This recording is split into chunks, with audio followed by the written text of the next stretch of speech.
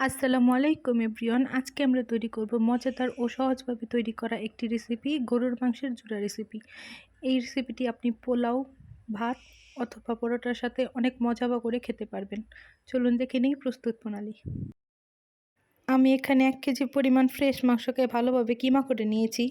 এখন এর মধ্যে দিয়ে দেব 1.5 চা চামচের মতো আদা ও রসুন বাটা।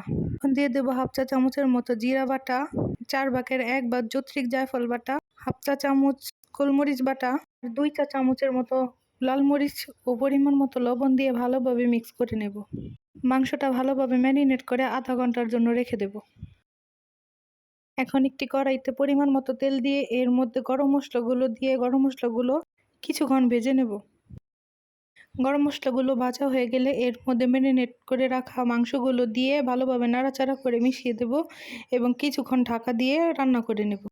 মাংসটা কিছুক্ষণ রান্না হয়ে আসলে এটাকে আবার ভালোভাবে নেড়ে চেড়ে দেব। এটা কিছুক্ষণ পর নেড়ে চেড়ে দিতে হবে যাতে নিচ দিয়ে লেগে না যায়। মাংস থেকে মশলার গন্ধ যাওয়া পর্যন্ত এই মাংসটা ভালোভাবে ভাজা করে রান্না করতে হবে।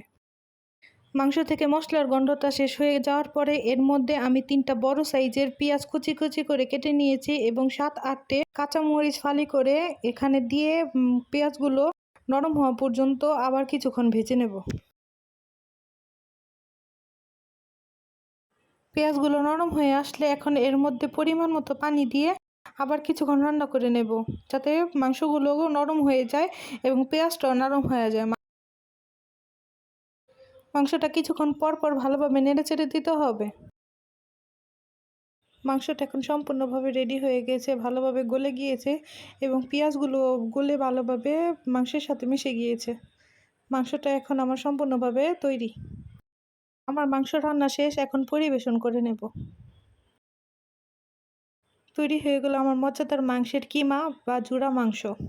এই মাংসটা খেতে অনেক বেশি পরিমাণে মজা হয়। আপনি এটি পোলাও, ভাত অথবা পরোটার সাথে অনেক মজা করে খেতে পারবেন। আমার ভিডিওটি ভালো লাগলে একটি সাবস্ক্রাইব করে দেবেন ও লাইক করে দেবেন। আল্লাহ হাফেজ।